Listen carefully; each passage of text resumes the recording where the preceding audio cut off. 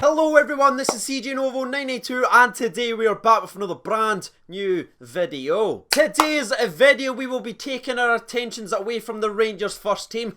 It's probably a good idea after the last 4 games, but we will be turning our attention to the Rangers players that's out on loan, giving these updates on how they're getting on in the last couple of weeks and overall on the old CZ on.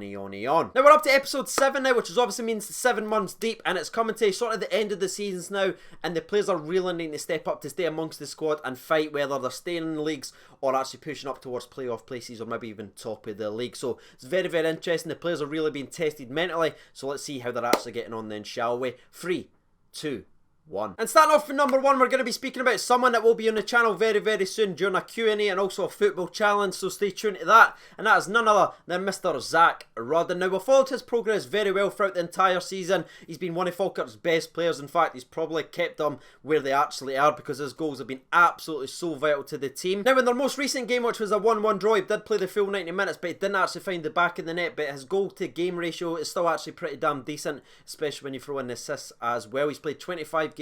He has 11 goals and 3 assists so far for Falkirk. And Falkirk's one of those teams that I mentioned in the intro that is actually fighting for relegation, so there's a lot of pressure on Zach to actually score the goals and keep them in the championship. So it's a test of his character and obviously his mental strength as well. So good luck to Zach for the rest of the season on. And I'll see you in the channel very, very soon. Now, the next player we're actually going to speak about is someone that Zach actually scored into just a couple of weeks ago. That was none other than Robbie McCrory, who's obviously out on loan at Morton just now. He has played 8 games, he has conceded 8 goals, and he has kept a very, very impressive 3 clean sheets for Morton. So it's good to see him getting game time. Obviously, it's not high like up in the 20s because he just recently joined there last month for an emergency loan. So he's actually playing pretty damn decent. Him and Andy Dallas are both there. So let's turn our attentions to Andy Dallas.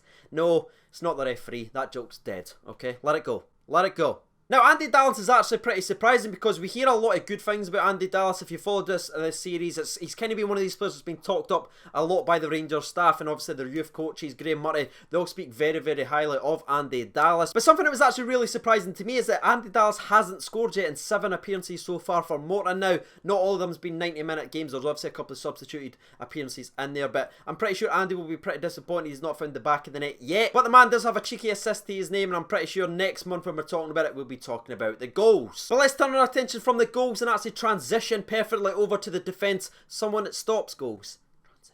It's going to be none other than Kyle Bradley. I've seen people sort of rally behind him in the comments. Every month we've talked about him. He obviously went down there at Anna. He started, he was playing games, he was doing actually pretty well. And then there was about a 3 or 4 month spell where he just kind of dropped out the team. Then he had that hero sort of appearance when he got substituted on and ended up scoring the winner. And he was back playing games. That's what we spoke about last month.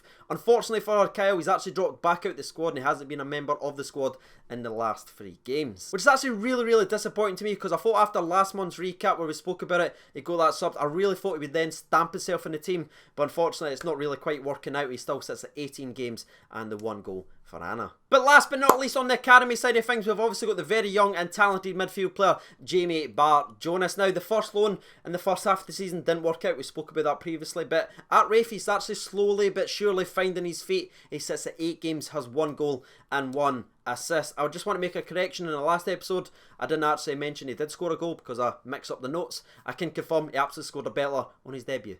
Standard me. Now, as we move away from the academy side of things, let's actually look at the first teamers that's out on loan. And we'll start off with someone that we all had high expectations for this season. That was none other than Ryan frickin' Hardie. I mean, I'm sitting here talking he's going to score 15, 20 goals after the way he started so strongly in the season, especially with him coming to Tenerife, impressing Gerrard, getting that new contract, then being re-loaned back out to Livingston after rejecting bids from other teams.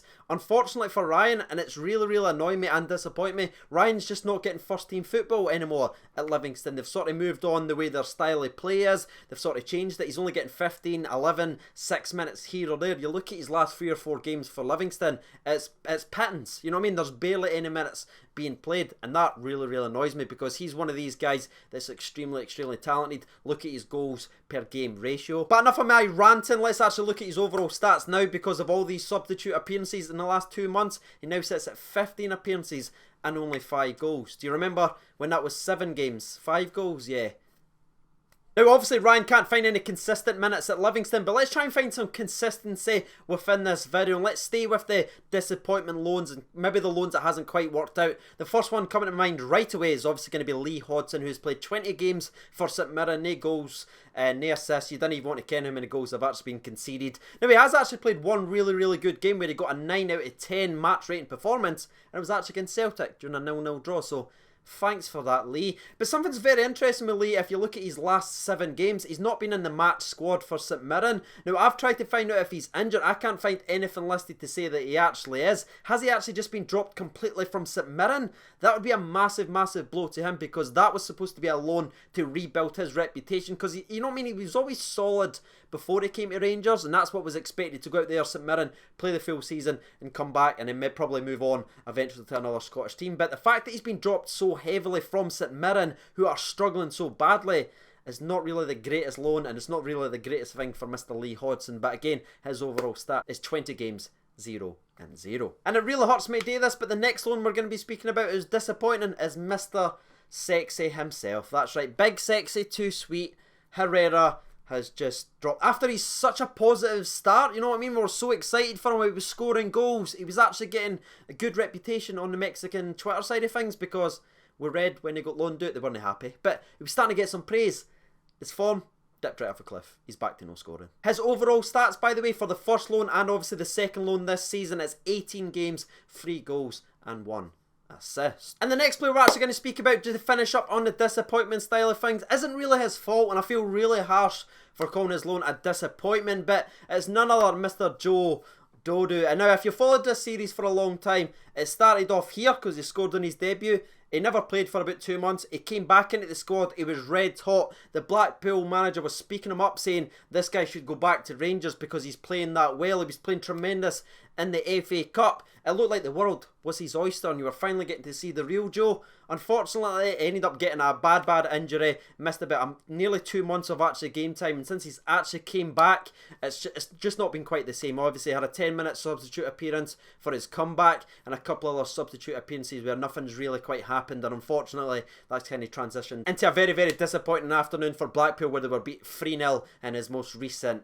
actual game. His overall stats, by the way, sit at 25 games, 6 goals for a winger/striker. I mean, it's very similar to our wingers at the club just now, with Candeas on 6 and Kent on 5, but you're expecting a lot more from Joe, and I hate to put him in a disappointment style of thing, but I think if you step back and look at it, his overall season stats hasn't actually been that impressive. But that's actually going to be it for the disappointment list. Now we're going to actually speak about the Bears that's actually doing a tremendous job out on loan. Well, some of them are doing decent, some of them's doing good, some of them's just doing Docherty things, okay? But we'll start off with the goalkeeper. It's going to be the Viking himself, Mr. Jack Anick. Now it's actually real interesting when you actually look deeper into Scunthorpe's season so far, because they seem to be up, then down, up, then down. Like a great win followed by a really disappointing win, and you got to feel bad for Anick, because if you actually check the Scunthorpe's Twitter account, they actually rate him very highly. You'll see save Anick, save Anick, but unfortunately their defence just cannot keep him protected enough, and I think that's went a long way in how many goals he's actually conceded.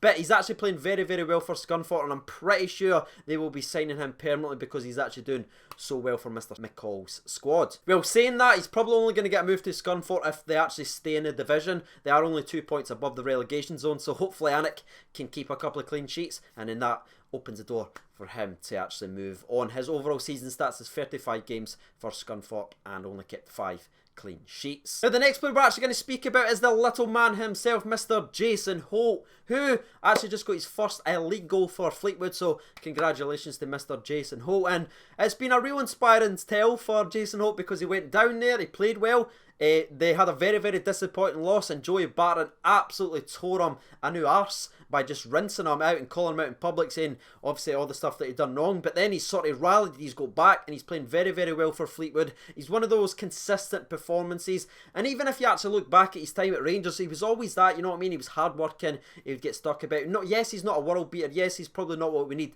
to take the step forward, but if you give him a job today, Jason will run his little heart out doing that job. Now, as previously mentioned, Jason Holt actually got his first league goal for Fleetwood and a 2-0 win, which moves them very close to the actual playoff spots in their league, which is absolutely tremendous. Joey Barton, Clinton Hill are doing very, very well in there, and you've got to give Jason Holt a lot of respect as well. He sits at 35 games so far. He's pretty much Mr. Consistent for them down there. Only 2 goals, but that's never really been Jason Holt's sort of side of things. It's always keeping things along and moving swiftly. Now, we've actually only got 2 other names to actually speak about, one being Greg Docherty, and he's always been last because he's outperformed everyone else. That's why we save sort of the best for actually last. But this month, he's actually got a rival, ladies and gentlemen, boys and girls. So, at the number 2 spot is actually going to be Mr. Greg Docherty. Not that Greg Docherty isn't playing very, very well, because he actually is, but in his most recent game, he did actually only play 10 minutes. But, believe it or not, he played 10 minutes, he got an assist, and inspired a comeback where he scored 2 late goals and won the game. That really, really annoys me, that the fact that he's taking free kicks now and getting assists when we are so poor for set pieces. Every time I check up on Greg Docherty, I just get more annoyed that we actually loaned the man out. Now, his overall season stats are absolutely spectacular. He's actually played 40 games, he has 9 goals and a very, very impressive 10 assists in a Shrewsbury team which has really struggled all season long. I mean, you look at their position in the league, they're very, very close to the relegation spots, but their bright light, like the units led them throughout the entire season, is our man, this out on loan, Mr. Greg Docherty. And the reason he's not a number 1 spot is obviously he missed a couple of games with that eye injury that we spoke about the last time, where he got that eye knock and then they were throwing coins at him and stuff like that. But the man's actually back playing football, and as the 10-minute cameo showed, he's still got the class to actually perform. But moving on from Greg Docherty, this month's top performer is none other than Mr. Jordan Rossiter. That's right, the on loan Rangers man to Bury has just been doing bits down there. You're looking at 9 games played per minutes. He's already played more minutes for Bury than he's ever played for Rangers. What? It's ridiculous. He's played 91% of the minutes available, which really, really just warms my heart, if I'm honest with you, because it shows that he's put the injuries behind him.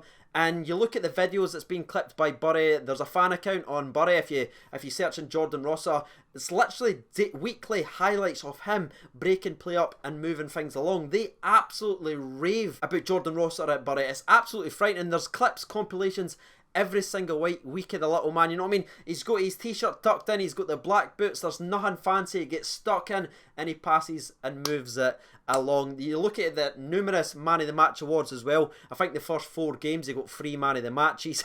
It's been absolutely amazing for Jordan Rossiter. And you know what I mean? I needed that after the last couple of performances. So if you've been feeling down about it, look at the Rangers players that's out on loan, react, let me know your thoughts and opinions down in the comment section below. And if I'm honest with you, seeing 2 Rangers players go down south on loans and actually perform and get better as football players to come back to Rangers better than they were before, it gives me a real boost for the potential next season. Jordan Rossiter, Greg Docherty, what is your thoughts? Let me know down in the comment section below. Hopefully you did enjoy this very, very long-winded video. I am absolutely knackered. I'm going to go and have a wee lie down there. A lot of reading, a lot of notes.